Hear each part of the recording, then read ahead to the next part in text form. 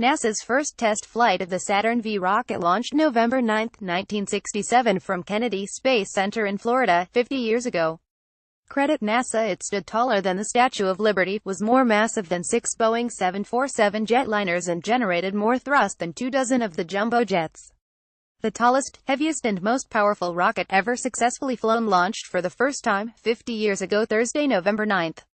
NASA's Saturn V booster, which carried 24 astronauts to the moon and lofted the United States' first space station into Earth orbit, is now instantly recognizable as an icon of the U.S. space program. It made its debut in flight on November 9, 1967, launching the Apollo 4 mission on an all-up test of the vehicle. If we shall send to the moon, a giant rocket, capable of withstanding heat and stresses several times more than have ever been experienced, and fitted together with a precision better than the finest watch, then we must be bold, stated President John F. Kennedy in a 1962 address at Rice University in Houston. 10 surprising facts about NASA's Saturn V moon rocket. 5 years later, that bold rocket stood poised to be the first booster to launch from NASA's Pad 39A at Kennedy Space Center in Florida. Designed by a team led by rocket scientist Wernher von Braun, and assembled from more than 3 million parts furnished by an army of workers at 20,000 companies, universities and government facilities, the 363-foot-tall 110-meter Saturn V rocket was an unprecedented feat of engineering. The towering booster leapt off Earth on its maiden mission at 1 second past 700 m. S 1200 GMT, as its 5 first-stage F-1 engines pushed the rocket slowly skyward. "We have liftoff," announced NASA's launch commentator Jack King. 15 seconds later, he noted the vehicle had cleared the tower. Despite being more than 3 miles 5 kilometers away, King witnessed firsthand the effect of the launch. "The vibration from the Saturn V showered us with dust and debris from the ceiling of the Launch Control Center, which was brand new at the time," he said. At CBS's mobile studio, where anchor Walter Cronkite was broadcasting the launch on live television, they had to hold a large picture window from being blown in by the Saturn V's shockwave. How NASA's Saturn V moon rocket worked. Infographic. Launch of the Apollo 4 AS-501 mission. On NASA's first test flight of the Saturn V rocket, from Pad 39A at the Kennedy Space Center in Florida on Thursday, November 9, 1967, at 700 m. Credit NASA. "It's terrific. The building is shaking," stated Cronkite.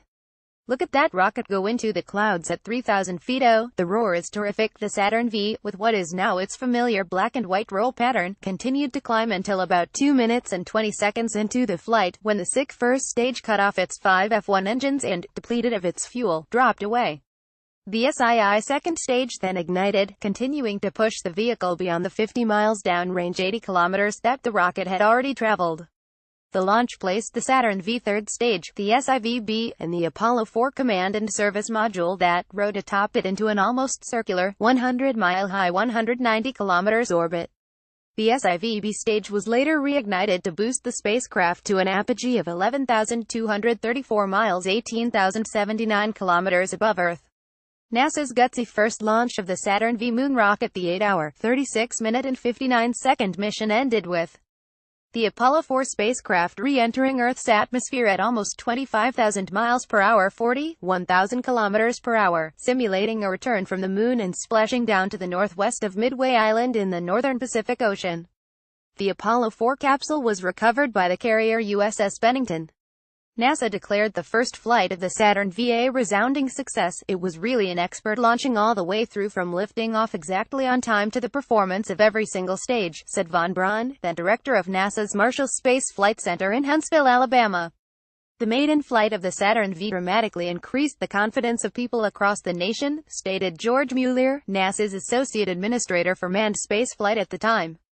The Apollo 4 mission, also known as AS-501, the Saturn V designation number, was followed by a second and final uncrewed test flight of the mighty rocket, Apollo 6 AS-502, in April 1968.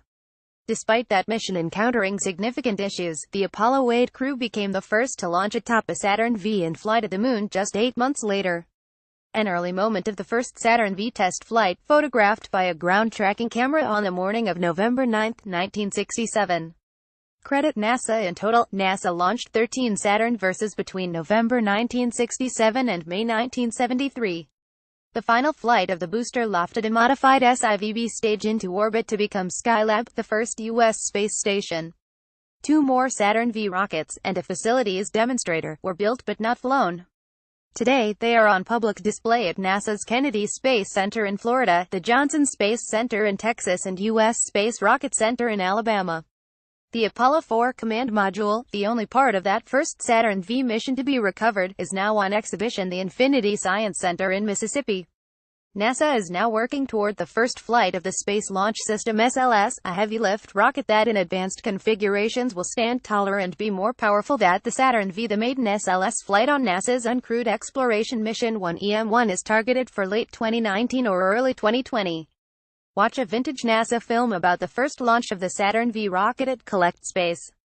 Follow CollectSpace.com on Facebook and on Twitter at @CollectSpace.